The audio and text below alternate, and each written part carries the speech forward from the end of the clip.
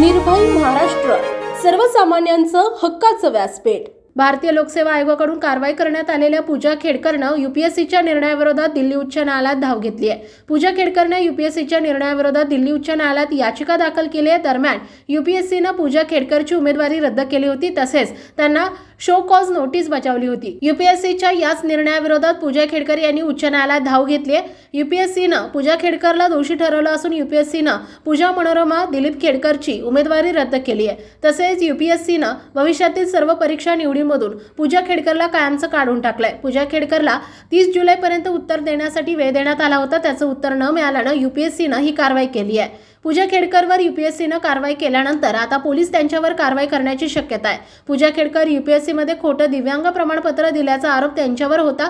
यूपीएससीनं आता पूजा खेडकरांचं पद काढून घेतलं असून त्यांना भविष्यात कोणतीही परीक्षा देण्यात येणार नाही।